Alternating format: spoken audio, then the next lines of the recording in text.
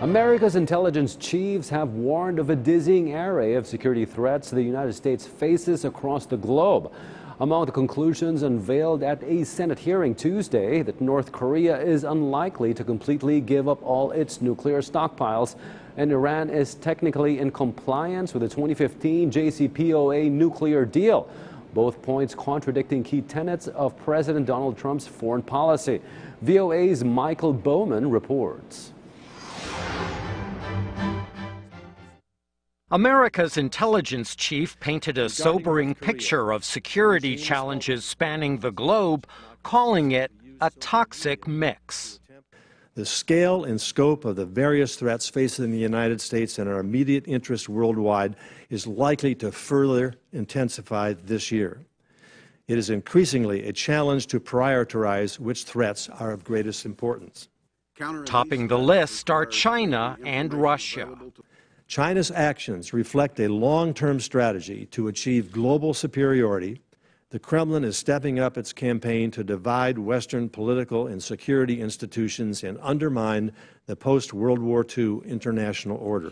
Senators see a combined threat. The United States. If those two countries begin to work together systematically, that could be a big problem for us. With President Donald Trump preparing for another summit with North Korean leader Kim Jong-un, senators wanted to know the extent of Pyongyang's commitment to denuclearization. There still is a substantial military capacity that Kim Jong-un wields. 70% of his forces are along the DMZ. So the capabilities and threat that existed a year ago are still there.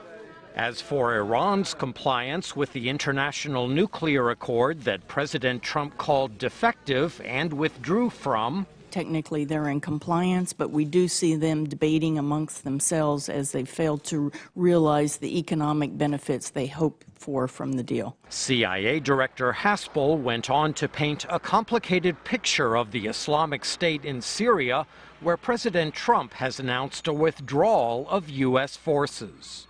They're still dangerous, which is your point, and they're the largest Sunni terrorist group, and they still command thousands of fighters in Iraq and Syria. In Venezuela's ongoing power struggle, where Washington is backing the opposition over the country's socialist leader, one senator had a pointed question.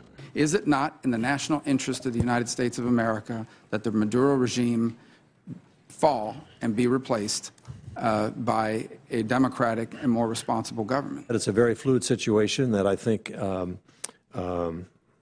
hopefully will be successfully resolved with the support of the Venezuelan people. In response, Senator King cautioned against America bringing about regime change in Venezuela, which he described as a slippery slope.